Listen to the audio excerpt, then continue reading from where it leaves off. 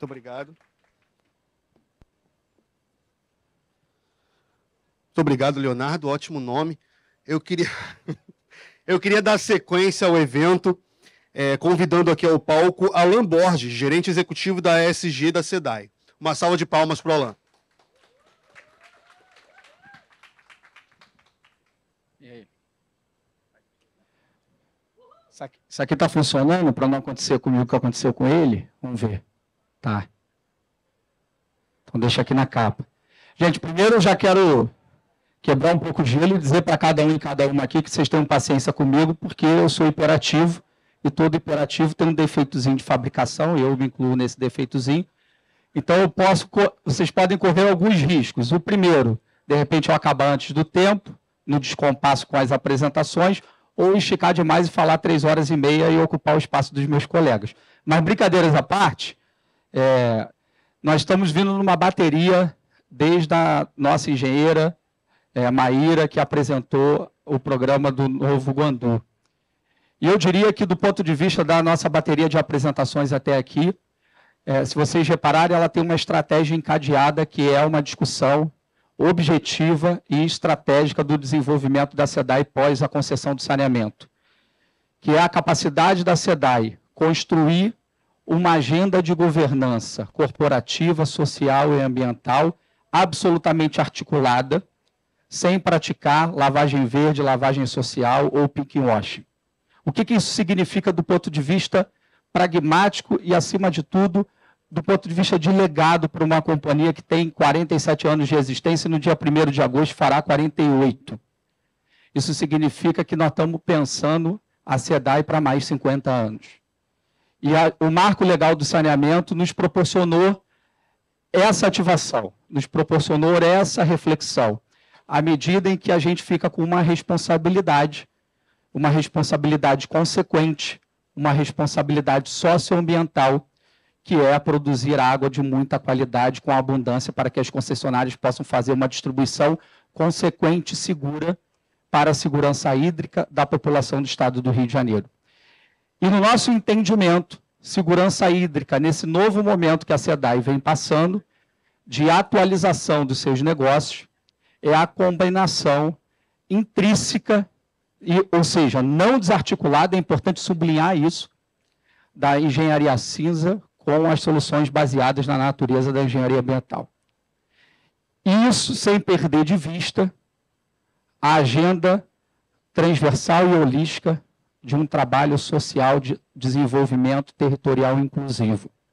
Eu diria que é impensável uma empresa de saneamento contemporânea, como a SEDAI, que viveu a história do saneamento no país, construir uma agenda pós-concessão e pós a construção e ativação do marco legal do saneamento, sem conseguir e sem se desafiar e imbricar as 3 siglas, que é a governança socioambiental, que para muitos, não só do saneamento, mas para muitas empresas Brasil afora e mundo afora, vira uma sopa de letrinhas, que é a palavra ESG, que para nós significa muita coisa, porque a história e o legado da SEDAI vem alicerçado, eu diria, especialmente pela combinação inicial das 2 primeiras letras.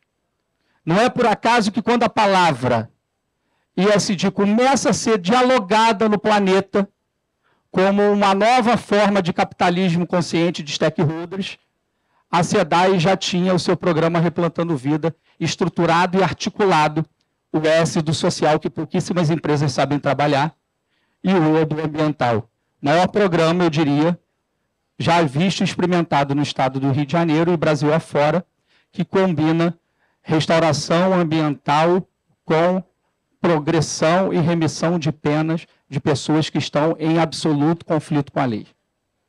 Isso não é pouca coisa, porque essa memória que a companhia adquire, desde o lançamento do Replantando Vida, desde os primórdios dos projetos de saneamento em território popular, e aí, do ponto de vista também, novamente pragmático, deixo claro para sublinhar, a SEDAI teve participação direta no desenvolvimento do saneamento do país, mas especialmente do Estado e Cidade do Rio de Janeiro, é que a SEDAI já vem demonstrando que já começa a praticar governança socioambiental articulada os dois desafios que pouquíssimas empresas conseguem fazer, o E e o S, ao mesmo tempo, para se discutir governança sobre os princípios éticos de transparência e de inteligência para ser baseado em evidência nas suas tomadas de decisão.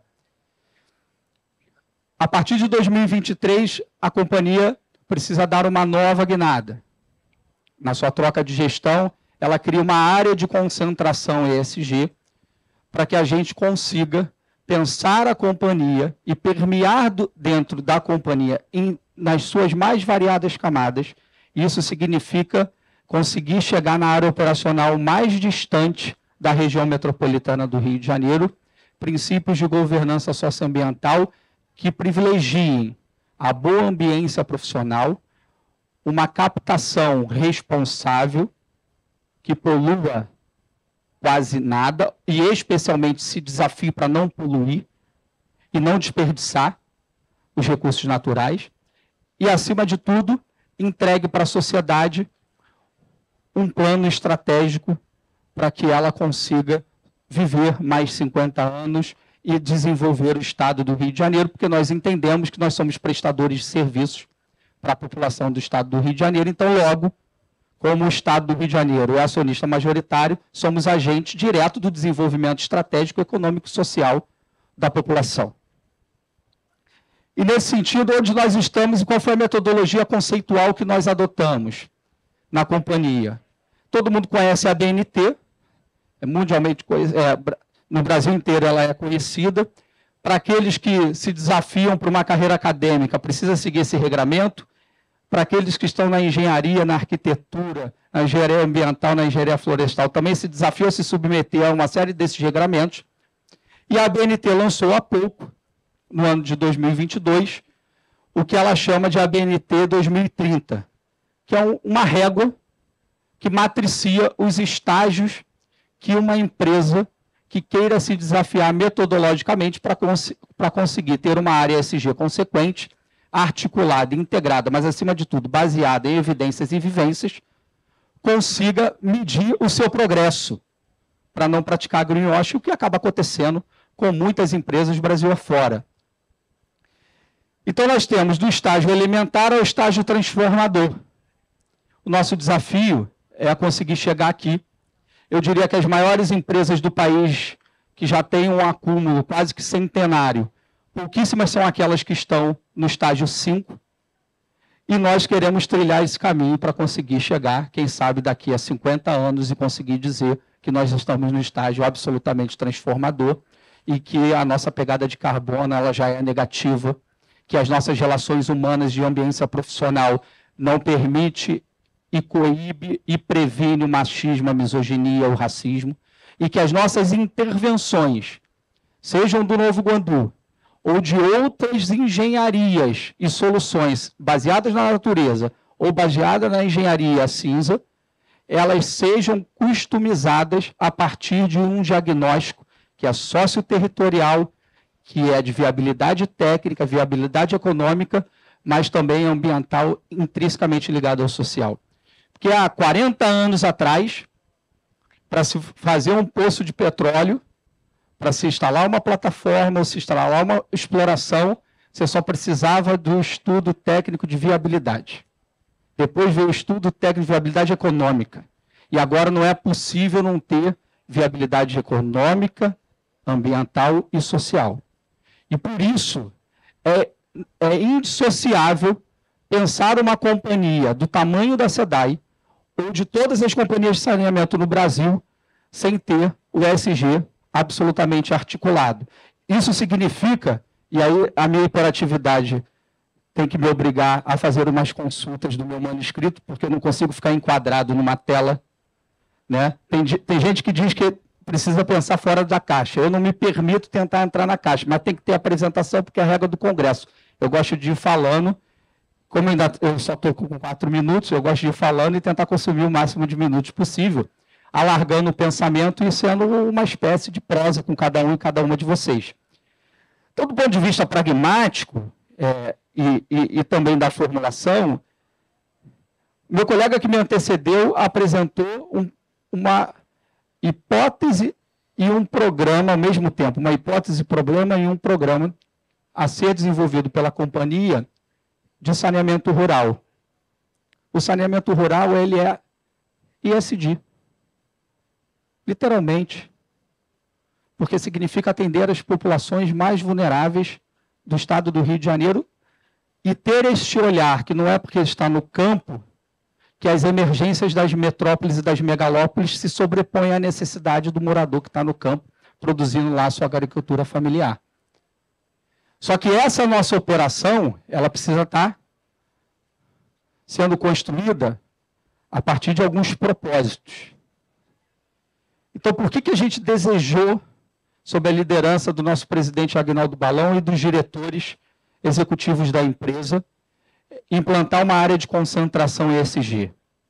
Para desfragmentar as ações de todas as diretorias e áreas do conhecimento da empresa e concentrar de maneira articulada a transversalidade e a intersetorialidade das nossas políticas corporativas.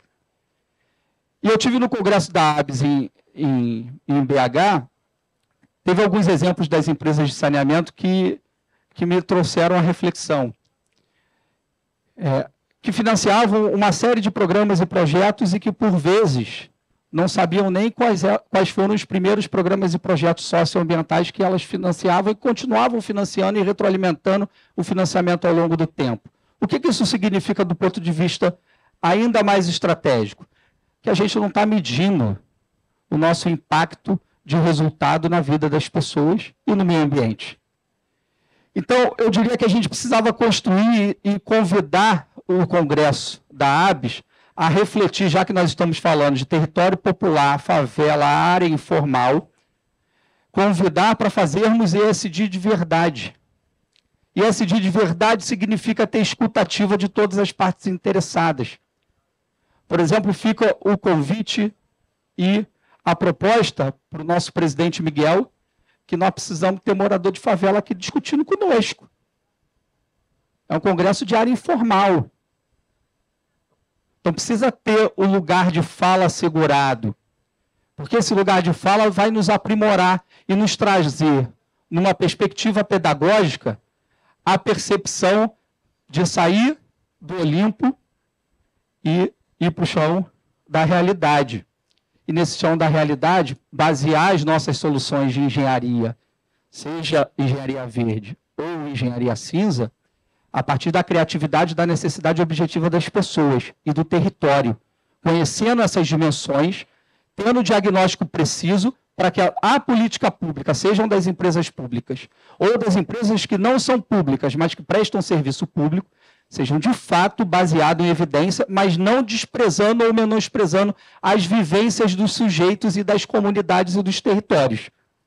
E para isso, nós precisamos transformar um conjunto de reclamações em ação e, acima de tudo, agir com transparência e ter, e aí é o sonho dourado de todo mundo, ter um portal que a sociedade consiga acompanhar, do ponto de vista das suas partes interessadas, o progresso e a evolução do desenvolvimento. E aí, já falando de fazer uma política corporativa baseada em evidências, nós não estamos inventando isso da nossa cabeça ou copiando de algum manual. A SEDAI se desafiou, a partir da memória que eu falo, desde 2002 até hoje, lá do primeiro programa socioambiental articulado, né, que é o Replantando Vida, a construir, na transição do ano passado para esse ano, uma evidência que é o que a gente chama de matriz de materialidade. Isso aqui nos orienta, que nos orienta para além do discurso e do enunciado retórico e do clichê que todo mundo está falando, menor pegada de carbono, porque acaba sendo, no final das contas, a melô de Gabriela. Todo mundo sabe o que tem que fazer. Eu tenho mais 3 minutos, né? Está aqui 12, não? É porque tem demanda reprimida, fica calmo. Acaba sendo o melô da Gabriela. Todo mundo sabe o que tem que fazer e acaba não fazendo e justifica numa muleta. A outra coisa que acaba acontecendo também é que as empresas que vão do saneamento ao campo de energia acreditam piamente e colocam isso nos seus papers, que cumprir marco regulatório, cumprir legislação, que que é uma questão de obrigação legal, é ter uma agenda consequente de governança socioambiental. Obrigação é obrigação, então você tem que cumprir. Né? Igual você não pode matar, você não pode roubar, então você cumprir a legislação, você tem que cumprir.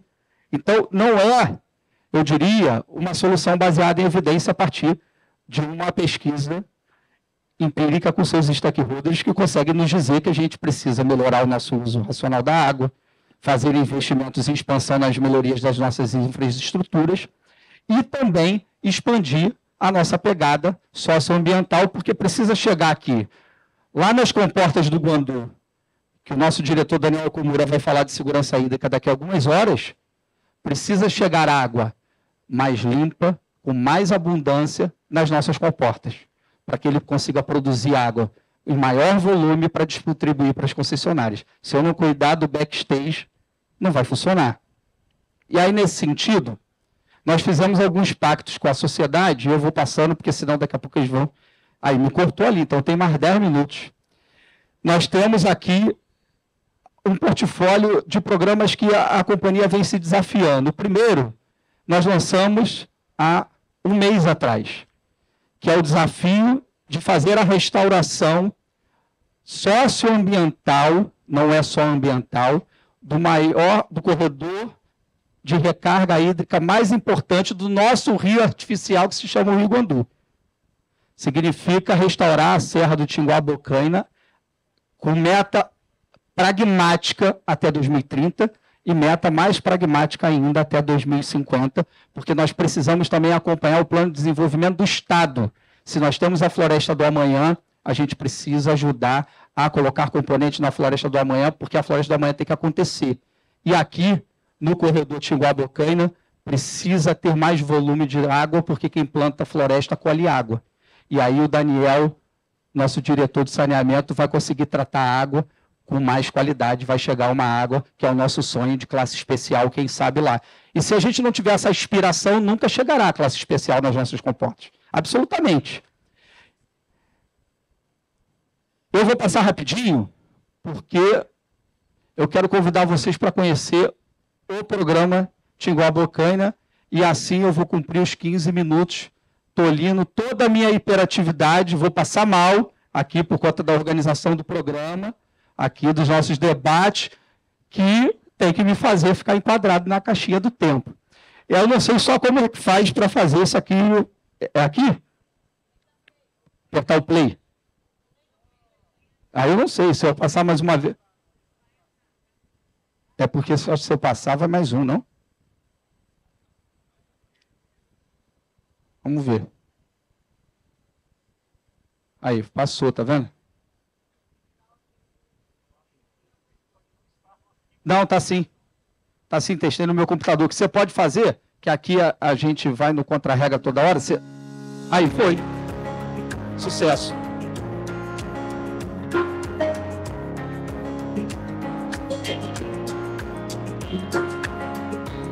Tá vendo esse verde aí? Bonito, né? E vai ficar ainda mais. Serão 30 mil hectares e um compromisso: recuperar o cinturão verde do Rio de Janeiro. Na semana em que se comemora o Dia Mundial do Meio Ambiente, a SEDAI, em parceria com a Secretaria do Ambiente e Sustentabilidade, lança o programa de restauração do corredor Tinguá-Bocaina. São 9 municípios que fazem parte de um corredor de grande importância hídrica, com mananciais onde a água captada é tratada pela companhia para abastecer 13 milhões de pessoas no estado. 25 milhões de mudas nativas da Mata Atlântica serão plantadas até 2030. É o prazo da década da restauração, estabelecido pela Organização das Nações Unidas. A SEDAI faz parte desse movimento e não para por aí. A companhia segue até 2050 com Florestas do Amanhã. O Rio de Janeiro é referência em iniciativas de preservação e restauração florestal. A SEDAI está cada vez mais alinhada com os princípios ambiental, social e de governança, ESG, para que juntos alcancemos um planeta mais sustentável. Bom, apresentado, e aí eu vou correr para terminar no horário, na última lâmina aqui. Também de nada vale poderia esse programa virar um enunciado retórico. Né? Você vai ter até 2030, depois até 2050, e aí passa presidentes e presidentes, diretores e diretores, e aí o último, quando chegar lá na data, não cumpre. Simplesmente acaba sendo assim, na trajetória histórica do eventual descompromisso que acaba acontecendo. E por que nós não vamos deixar isso acontecer na gestão atual, liderada pelo nosso presidente Aguinaldo Balão e pelos respectivos diretores, Daniel Kumura, Humberto, da DTP, Antônio Carlos, do Financeiro, e assim sucessivamente, cada um de nós que fazemos, e os trabalhadores da empresa, que são mais de 3 mil, fazemos essa engrenagem girar. E eu sou cristão novo nesse negócio, então já me sinto parte, porque imperativo é assim, tenta se fazer parte mesmo quando não é necessariamente convidado. Sabe por quê? Porque nós temos que entregar. Não existe política nem corporativa e nem política pública que não seja com entrega, com meta e prazo definido. E aí é o seguinte, a primeira entrega, depois do lançamento do corredor Tinguá-Bocaina, será na semana do aniversário da SEDAI, a inauguração do Viveiro Florestal de Resende, que vai alimentar o corredor de cima para baixo. E assim nós vamos inaugurando viveiros em parcerias consorciadas com os municípios, porque cuidar das cidades, e aí nós temos que pensar e conhecer a empresa e a cidade em que ela opera. Os prefeitos, quando aderiram ao programa, já se comprometeram publicamente no Palácio Guanabara que precisa ajudar a SEDAI a estruturar os seus viveiros, porque 30 mil hectares dão muitos milhões de mudas.